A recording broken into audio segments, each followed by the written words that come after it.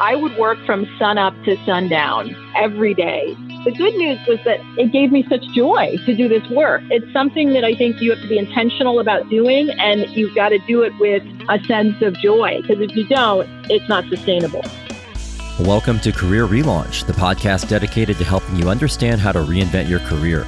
My name is Joseph Liu, and I'm here to help you gain the clarity, confidence, and courage to overcome the challenges of making changes to your career so you can do more meaningful work and enjoy your professional life. In each episode, I feature people who have decided to step off the beaten path to reinvent their careers and do work that matters. We talk through their unique personal stories, the challenges they overcame, and the lessons they learned along the way to help you understand what it takes to relaunch your own career. Today, my guest is going to discuss how she relaunched her career from being a management consultant to the CEO of a mobile app company. We'll discuss prioritizing what's important, along with the dynamics of transitioning between the corporate world and solopreneurship. Afterwards, during today's Mental Fuel, I'll talk about setting reasonable expectations for yourself. Hello from Turkey. I'm here for a couple weeks with my wife and daughter, making pit stops in Istanbul, Ankara, and Eskişehir before heading back to London. Before we start today's interview, I wanted to let you know I'm going to be returning to The Guardian in London to host my second personal branding workshop on how to build a clear personal brand on the evening of Wednesday, June the 12th. This is part of The Guardian's Masterclasses, a series of workshops to help you improve your career and life. And in my 3-hour workshop, I'm going to be covering how to use product branding principles to build your personal brand and reinforce your reputation. We'll cover techniques you can use in professional settings, social media, and job application materials to stand out and differentiate yourself in your organization and industry. So if you're in London and you want to learn a few simple techniques to reinforce your personal brand and open up more career opportunities for yourself, you can register for my workshop at careerrelaunch.net/June19. The course is limited to 36 students and is typically £99, but Career Relaunch podcast listeners can get 10% off by using the discount code RELAUNCH during checkout. Again, you can register at careerrelaunch.net/June19. Okay, on to today's interview, where I'm speaking with Chinwe Onyeagoro, CEO of PocketSuite, who sees an opportunity to give early-stage independent service professionals specific and useful tips to help them grow their businesses. She's been the president of Great Places to Work, a top management consultant, an advisor to Fortune 1000 executives and the U.S. Small Business Administration, and a TEDx speaker. She currently serves on the boards of private equity firms and lending institutions that have invested more than $1 billion in small and medium enterprises that create good jobs in underserved communities, and is a Henry Crown Fellow at the Aspen Institute. Chinwe has also co-authored publications with the Pepperdine School of Business, the Federal Reserve Bank of Chicago, and the Federal Reserve Bank of San Francisco, focused on business financing and financial health. She's also written for Entrepreneur Magazine, among others. You can get all the show notes from today's episode at careerrelaunch.net/59. Chinwe spoke with me from San Francisco. Good morning, Chinwe, and welcome to Career Relaunch. Great to have you on the show. Thanks so much, Joseph. Great to be here. So we are going to talk about a few different topics today. We're going to talk about your career pivots from consulting to your time at Great Places to Work to eventually co-founding your own company. But I was hoping you could start by telling us about what you're focused on right now in your career and your life, just to get us kicked off. I am the mother of 2 sweet kids under the age of 2. So that gives you hopefully a clear picture of what my days look like.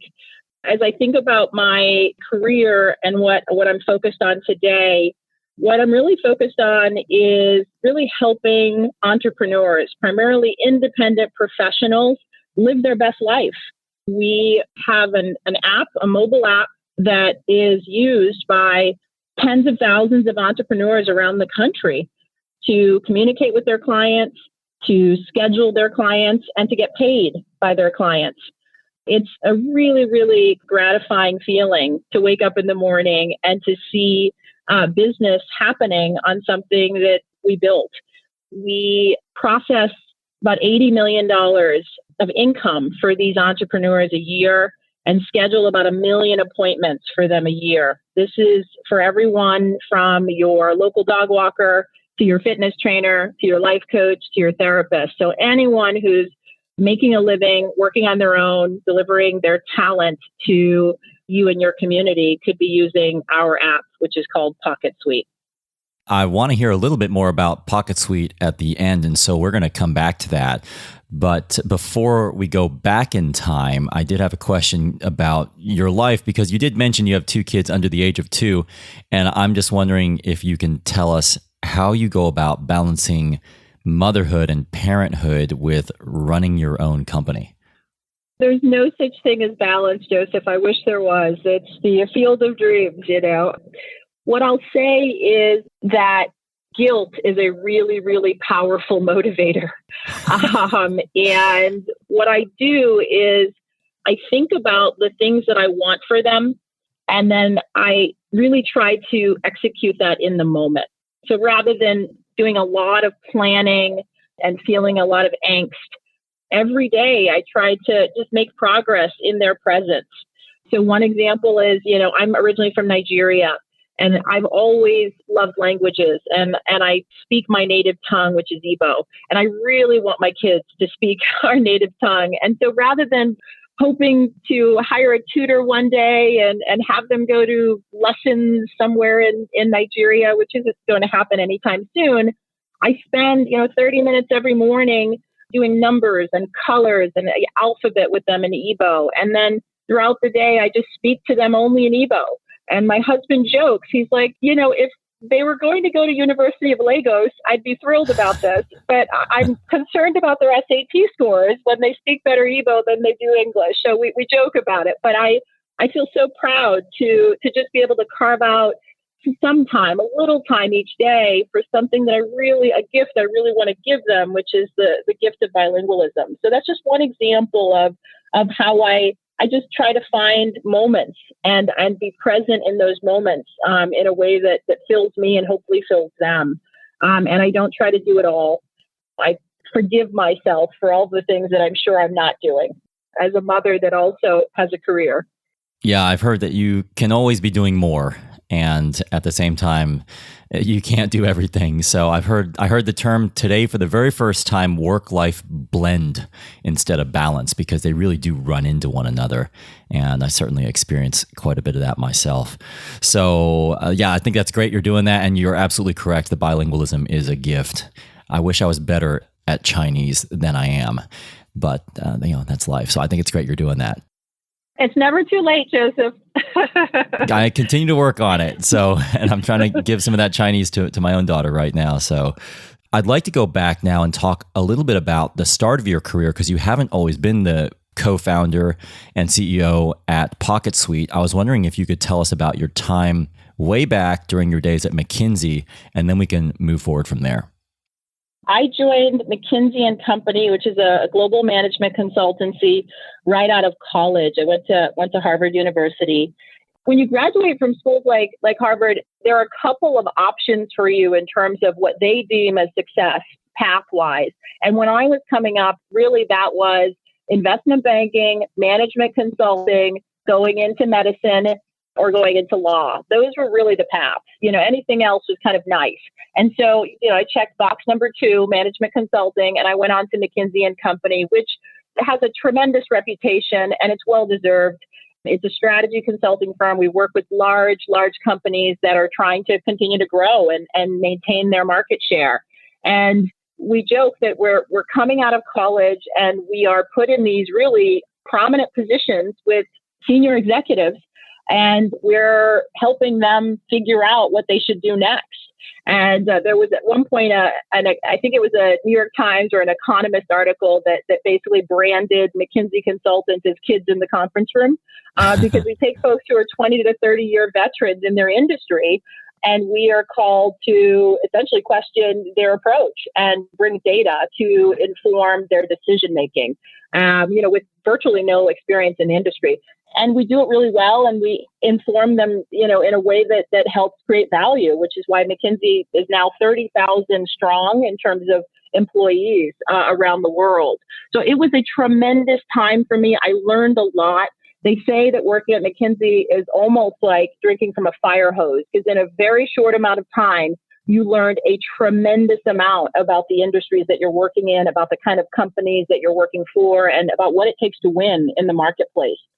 I know that McKinsey is a really sought after company for not only undergraduate university students, but also people coming out of business schools finishing their MBA. And I know it's a really amazing place to work from the friends and colleagues of mine who I know have worked there. I know you were there a couple years and it sounds like a fantastic opportunity. What made you decide you wanted to move on and do something else? McKinsey is really great, if you want to learn a lot about a variety of industries, kind of be a generalist. But if you want to go deep in a particular industry, it's kind of tough, right? You've kind of got to wait maybe 10, 15 years to become a partner and then have the luxury of focusing on an industry. I really had an interest in creating value over the long term in one industry in particular. I didn't have an opportunity to do that at McKinsey. I have an older brother who's a self-taught philosopher, and I always talk to him at different pivot points in my career. And, I was looking and thinking what industry would help me do what I want to do, which is create value in a local marketplace and create wealth for communities. And he said to me, he says, look, when you look at the world, multimillionaires, billionaires, the vast majority of them made their money in real estate or have a disproportionate amount of their assets in real estate. That may be an industry you want to take a closer look at. And so I took it, and I ran with it. And I joined the Pritzker Realty Group under Penny Pritzker, our former Secretary of Commerce. The Pritzker opportunity sounds incredible. Also, at the same time, I know that some people who have really sought after jobs, when they're thinking about moving on to something else, there's this question in their mind about whether it's going to be as good as or as rewarding as the role they currently have at their current company. How did you think about that and the potential risk in maybe landing somewhere that wouldn't be as rewarding or maybe wouldn't be as reputable or well known? I have spent a lot of time in my career chasing credentials. At a very early age, I knew I wanted to go to Harvard. McKinsey was one of the top consulting firms, knew I wanted to have that on my resume. When I made that next move from McKinsey to real estate, it was important for me to kind of set down the resume and really start to think about functional skills that I could build that would ultimately set me up to ultimately be an entrepreneur one day. And so it became less important about credentials, kind of collecting credentials for the resume, and much more important, what am I going to learn? What exposure am I going to have to principals who are making decisions that I will be in a position to make one day? And so the Pritzker organization was incredibly important to me because I was one hop from Penny Pritzker, and I was able to see the way in which she made decisions, the thoughtfulness, the insight, the sense of patience about, making sure that you make a decision and then you give yourself the opportunity to allow that decision to come to fruition, or your hope around that decision to come to fruition. So it was really important to me to be really close to the decision-making power and ultimately the set of information needed to make really smart decisions. And I got that in spades at Pritzker Realty Group. I know the next chapter was more of an entrepreneurial chapter for you, as you alluded to. I know we probably can't get into every single one of your roles between Pritzker and when you landed at Great Places to Work, but could you just take us briefly through that transition of moving from being an investment associate to moving into the entrepreneurial space, which I know set up the foundation for the work that you're doing right now? Although I loved it, I decided to leave because I thought I was ready to go out and to be an entrepreneur, to take my skills that I'd learned to the marketplace and add some value. And so I initially started a consulting firm that focused on real estate, in particularly low-income communities, really helping to revitalize the real estate in those communities, create jobs, and attract retail. I built a company that was a multi-million-dollar business. I had about 10 employees, and I was working around the country, focused on helping small and mid-sized businesses raise capital, helping them identify new locations to expand to, and then also helping those communities really attract the right type of retail and economic investments. So it was really gratifying. As always, when you're doing consulting, eventually you do get an itch. So at some point, I decided to transition OH Community Partners to my partner at the time, my co-founder at the time, so I could go out and join the startup world and take an idea that we had surfaced at OH Community Partners and actually put it to work in the market. Did you find that there were any sacrifices or maybe surprising things you had to give up in order to be so focused on growing this business to the level that it grew to? As an entrepreneur, you have to give it all up. I gave it all up. I would work from sun up to sundown every day, including weekends. The weekends are just another day for work, right? You're not getting as many inbound calls and emails on the weekend. That's the only difference. So you're really giving up the social aspects of your life. You're throwing everything you have, everything you are into this work. And for me, it was about community development, which, that takes 10 years on a good day to really realize your vision around a community. So there's no shortage of things that you can be doing every second of every day. And so I poured my heart and soul into it. The good news was that it gave me such joy to do this work, right? Because if it was painful, that would be doubly difficult to do, right? But it gave me such joy to be solving these kinds of problems. I picked this work. I picked the communities. I picked my clients. So I had all the choice in the world, and I made that choice, and then I committed myself fully to that choice. So I gave up so much from the standpoint of a social life. My family would routinely joke that, don't bother calling Chinwe, she'll call you back in like 6 weeks, right? Like they couldn't reach me because I was always at work. And so it's something that I think you have to be intentional about doing, and you've got to do it with a sense of joy, because if you don't, it's not sustainable. Yeah, well, speaking about work that you love doing, and it sounds like you really did enjoy this work, I do want to talk about your time at Great Places to Work, which is an organization that actually profiles some really amazing companies to work for. Tell us a little bit about what you did at Great Places to Work, and then I've got a couple questions for you related to some of the observations you had at that organization. Yes, Great Places to Work. That was perhaps my best experience, as an employee of an organization. It's a tremendous organization that has, a singular mission, which is to ensure that every employee in the workplace, whether they're in the boardroom or sweeping in the basement, is having a great experience of work and is able to then do their best work for those organizations. A lot of people, Chinwe, listening to this show are looking for new roles because their company is not a great place to work for them. What are a couple of the criteria you realized through your work at that organization are the most important that may be a little less obvious to people when they're trying to find a great place to work? Great Place to Work has a very, very clear point of view and frankly, a formula, an algorithm for how they've arrived at that point of view. And there are three main things that makes for a great place to work that any individual can really see for themselves, whether you're interviewing or whether you currently work for the organization. The first is that the people at that organization, the employees, have pride in what they do, a sense of purpose. We're not just creating profits. We're not just growing for growth's sake. We're doing something meaningful in the marketplace for our clients, something that adds value to their lives. So when people feel a real connection to the purpose of an organization, that makes a huge difference in terms of the workplace experience. The second is that there's a sense of camaraderie between the employees. When you show up to work, do you have a best friend at work? Do you have folks that you actually enjoy going out for a beer with after work? Do you have a sense that people care about each other in your workplace? Because it's a place where you're spending 70% of your waking life. So you got to have some people that you feel close to there. Otherwise, the sacrifice is too great to be away from family and friends. That's the second thing. The third thing is arguably the single most important thing that makes for a great workplace experience. And that is, do you trust the people that you work for? Are they credible? Are they fair? Do they treat you with respect? Those are the elements of trust. And if people don't trust the management, the people that they work for, if they don't look up and feel like those folks have integrity, they're doing the right things, they're treating us fairly, and they're giving us every opportunity to succeed here, then game over in terms of being able to retain top talent.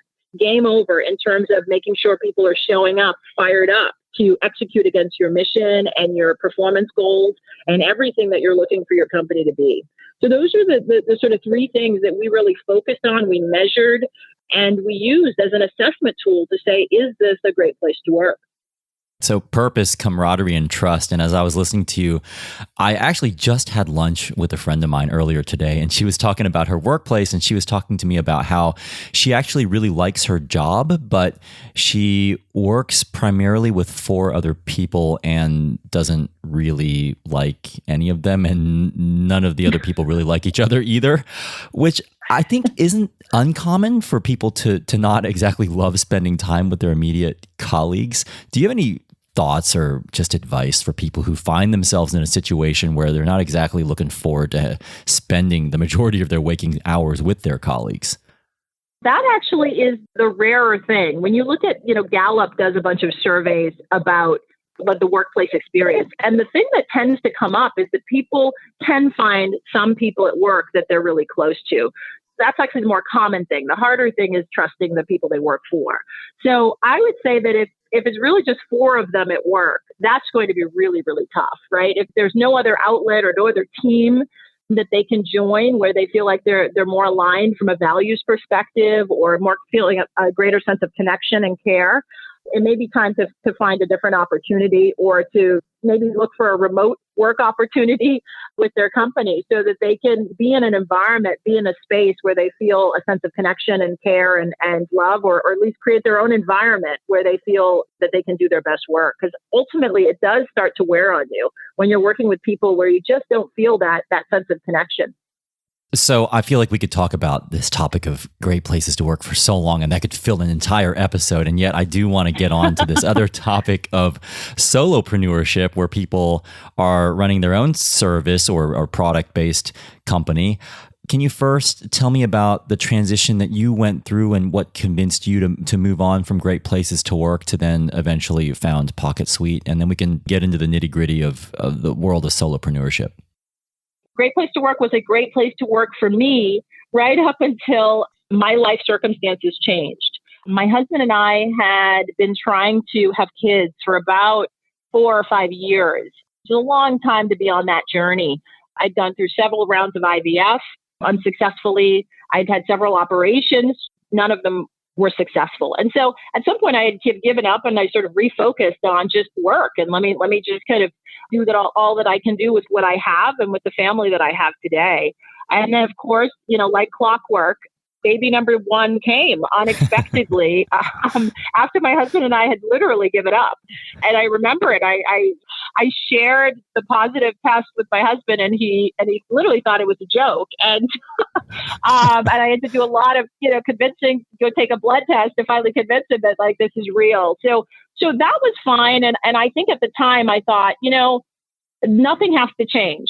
The baby's here, and we're just going to keep rolling with it. And that I think was my naivete. So we brought in a full-time nanny who lived with us, and I was traveling 4 out of 5 days a week for a Great Place to Work. I was in boardrooms in all the major Fortune 500 companies, talking to them about how their workplace experience can directly impact their profits and their growth.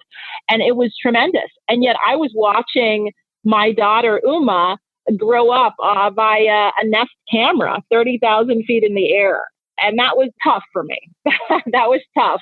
But it was a choice that I made, and I was sort of rolling with it.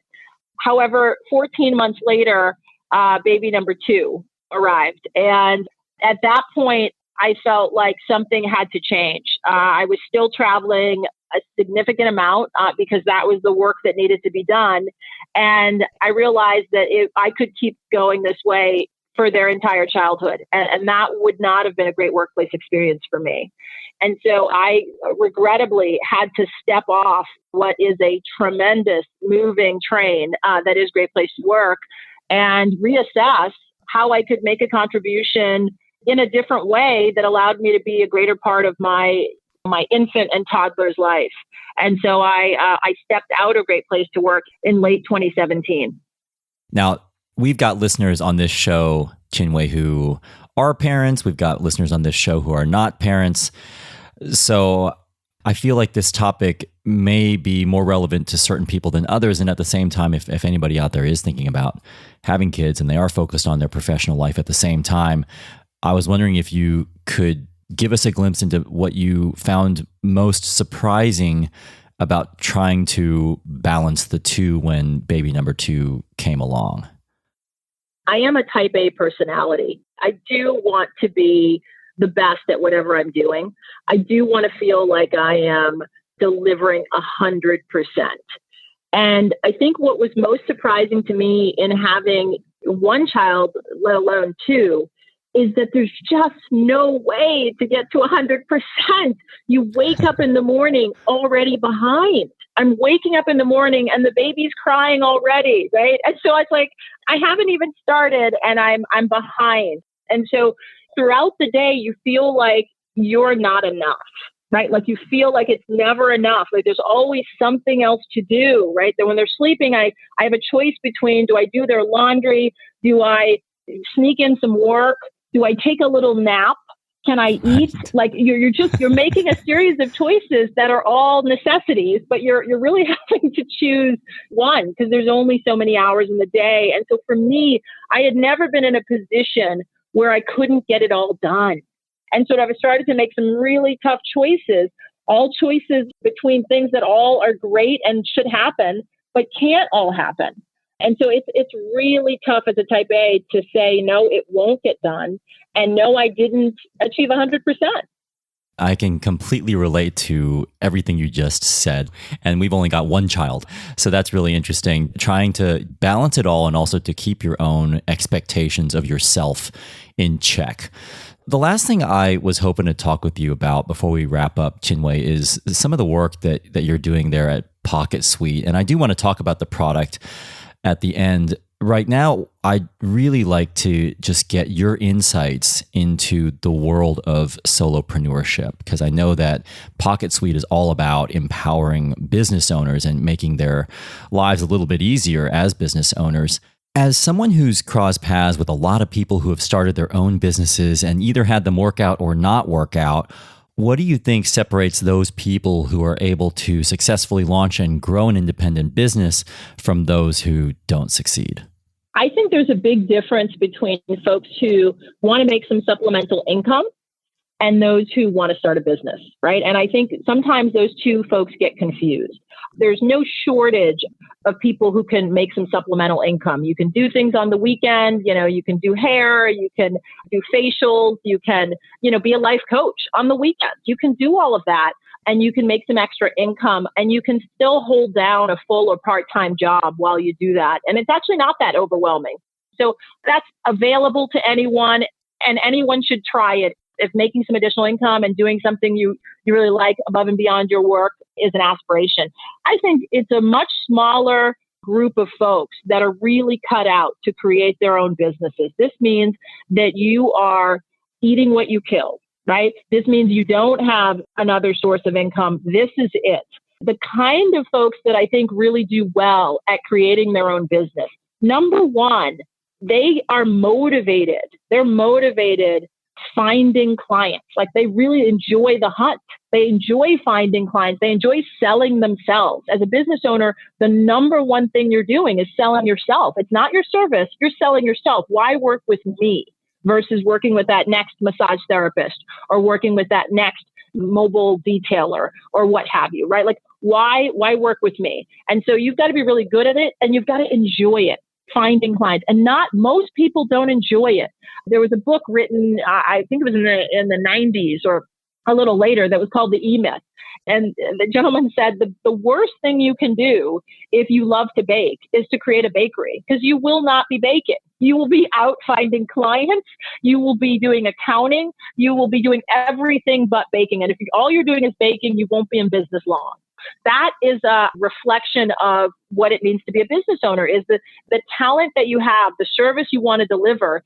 You should be spending, if you want to have a successful business, only 20 to 30% of your time on actually delivering that service. The rest of your time has to be spent on other stuff, in building the business, in recruiting clients. And I think most people don't recognize that when they go out to create their own business and when they go out to be an independent professional. And the moment they do, you have a pivot point, right? One is they're super excited and they go all in and learn as much as they can about all those other things they need to understand to do this well. And the other pivot point is, I'm going to go get a job. I'm going to go back to the workforce because this is too hard. The joy I was expecting to get from this work, I'm not getting. And so I am better off at least having a predictable paycheck than struggling in this way, doing something that I actually don't enjoy doing. Now, talking about the people who end up at that pivot point where they decide they need to go back to a regular, more traditional, full-time, steady job, what have you found to be the biggest challenge amongst those people when it comes to returning back to the corporate world after going freelance? And I guess what's behind my question is I do talk to people who have tried to start their own businesses and it hasn't worked out, but the thought of returning to the corporate world just terrifies them. What do you think is the biggest challenge of going back? If it's returning to corporate, I think it depends, right? I think if you're in a profession where the experience of entrepreneurship actually has helped you build some additional skill sets that can help you in corporate, it's tremendous. The people who return interview so well, right? So if you're going back into like marketing or accounting or finance and you were running your own business, you've got such great stories to tell about the mistakes people make, about how you'd like to help them solve those kinds of problems, about how you've lived it firsthand. It's actually a cakewalk, I think, to go back, other than just like the guilt of not making it work. You actually have a lot more opportunities and you're a much more interesting candidate if you're, I think, in that realm. I think where it gets difficult is where you've been away for so long and you were in an industry that is not the industry you're returning back to. So then there is a whole set of potentially professional certifications and advancements that have happened in that industry that you're not aware of and that you're not in a position then to hit the ground running and executing against in a new job. That's where I think it becomes tricky and where you need some kind of retraining support before you go back so that you can actually be competitive as a candidate in a recruiting process. I think that's really where it gets a little tricky. I think if you're working for some of the kind of most elite firms and you leave, the McKinseys of the world, the Googles of the world, and you leave, you are welcomed back, right? Because you have that entrepreneurial experience and that only makes you more interesting and more valuable to the company. But if you are working for an organization where, there's a whole set of skills that you need to learn, or there's a whole set of clients that you need to be able to recruit to come back, maybe in the legal field as an example, then it becomes a little tricky. And you need to be able to come back with something that shows that you can hit the ground running and add value immediately. Because oftentimes you're returning at mid-management level or above, where you're expected to be billing a certain amount of hours, you're expected to have a certain client roster. And if you don't, then you become more of an expense than you do a profit center for these companies. Well, one more question before we wrap up with what you're doing now. You had alluded to living your best life at the very start of this podcast and trying to help other business owners live their best lives. And you've clearly had a range of professional experiences, and you've also crossed paths with people who are trying to live their best lives. Taking these experiences into account, what does it mean for you personally to live your best life? I really believe that I'm living it now, Joseph. So I joined PocketSuite. And when I joined, we had about 4 employees, and they are all based in San Francisco, and we were going into an office in the financial district. Sort of fast forward to a little bit more than 24 months later, we are a distributed company. We have 10 employees. So we have a remote team around the country. I wake up in the morning, I get on Slack, and I see my teammates rocking it, posting gifts about sales they've just closed or support issues they've just figured out and problem solved. They're processing payments for people and giving people the money they need to keep growing their business and feeding their families. And it's all happening virtually. And I'm able to take a break at 11 a.m. in the morning and take my son Yang for a walk, in our neighborhood, and come back and do this podcast with you. And I have maximum flexibility in my life, and I'm still able to create tremendous amount of value in a marketplace that has 300 million independent professionals that are looking for ways to ensure that they have the income they need to do the things they'd like to do in their lives. So for me, I feel like I'm contributing to a big market problem, but I'm not having to sacrifice my daily life, my family, my sense of personal development and wellness to do it. And that for me is definitely living my best life.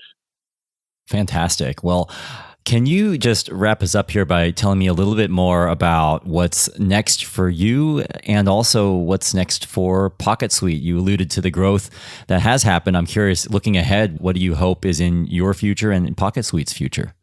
We've been growing, by 2, 3, 5x over the last couple of years. So we're on a really great trajectory. And so our goal this year is to reach the 30,000 mark in terms of service professionals that are using our app to run their business.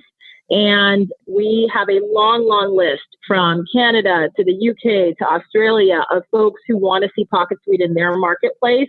So we want to end the year so strong with 30,000 service professionals in the US that really sets ourselves up to be able to launch PocketSuite in a few other markets around the world. And in order to do that, we need to be able to recruit some really talented people in the US and beyond to help us continue to expand. So hoping, Joseph, that some of your listeners have an itch to do something entrepreneurial and to help other entrepreneurs. I would love to hear from them. Fantastic. Well, if there are solopreneurs out there or entrepreneurs who want to learn more about PocketSuite or even just solopreneurship in general, where can they go?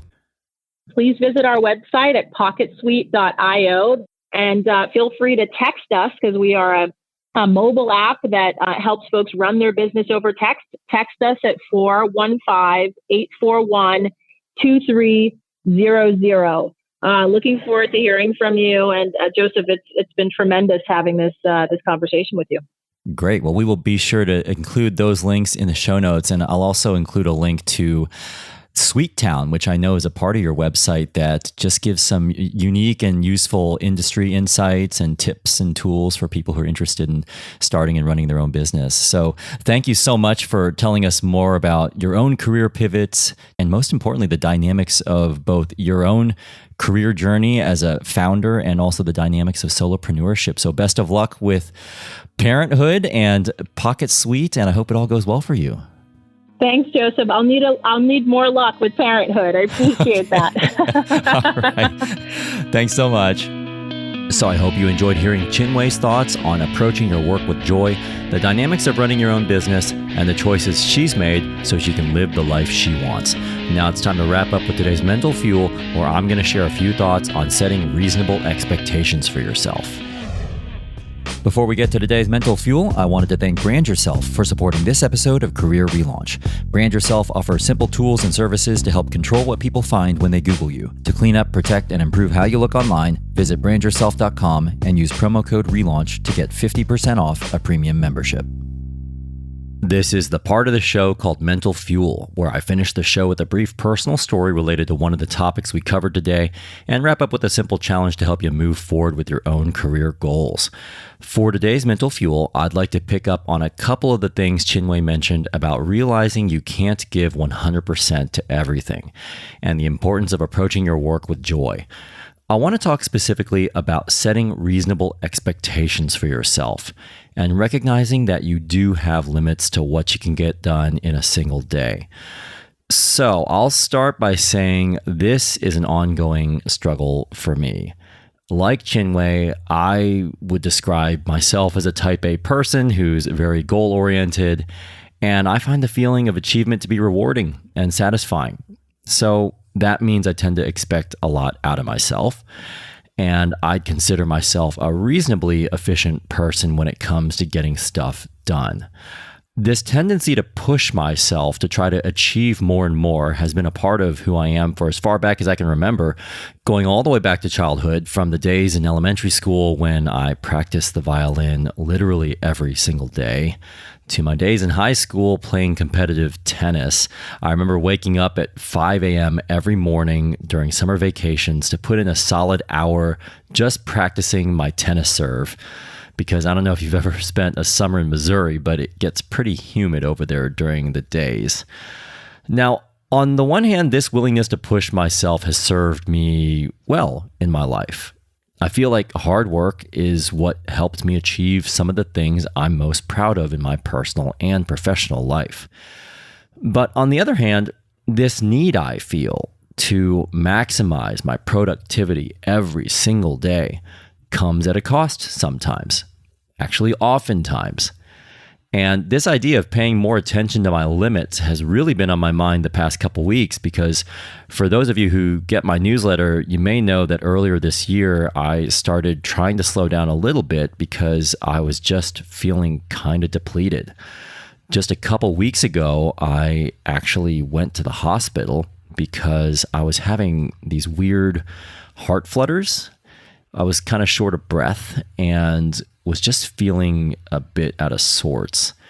The doctor told me I should be fine, but he said I really needed to find a way to slow down because, as he put it, I seemed completely spent. Now, I wouldn't say I was going through an especially stressful period, but I was coming to the end of an unusually busy few months of giving talks during a time of the year when I'm not normally quite as busy. Still, if you asked me a couple weeks ago what my stress level was, I probably would have said not that high. And I think that's the point. I think we can sometimes get acclimated to how much stress we put on ourselves, and we become somewhat desensitized to the pace we choose to maintain in our careers and lives. So you don't always know how much stress or exhaustion your body's actually dealing with until your body starts to shout at you to slow down, or something worse happens. This is something I'm really trying to get better at, specifically trying to set more reasonable expectations for what I want to get done each day, not only related to my work, but in the rest of my life. There are a lot of things I commit myself to doing that I don't actually have to do. Some of it's definitely important to my business, but I've been trying to pull back on a few things because, as Chinwe mentioned, you can get into this rhythm where you feel like everything is a necessity, but you have to sometimes choose because there's only so many hours in the day. So just to give you a couple examples, I'm a contributing writer to Forbes and Fast Company, which is something I enjoy doing, but it's completely discretionary for me and something I only tend to do on the side. Trying to pump out an article every other week for Forbes, which is what I tried to do for most of 2018, was a pace I just found unsustainable and sort of unenjoyable. So now I try to write for them whenever I'm feeling inspired and excited to do so. With this very podcast, I used to try to put out a new episode every 2 weeks. But now I've accepted that it's going to be more like once every 3 to 4 weeks. Now, would I love to put more content out there more regularly? Absolutely. But no one's forcing me to do that. So anyway, I've really just tried to loosen my grip on things a little bit and just give myself permission to step away from the cadence that I set for myself. What I've started to realize is that I don't necessarily have to push myself to operating at 110% all the time in order to feel productive. That it's okay to have some downtime. That it's okay to not squeeze a crazy amount of things into every single day. And that surgically slowing down parts of my work doesn't really cause my business to suffer as long as I'm still committed to some sort of reasonable cadence of productivity.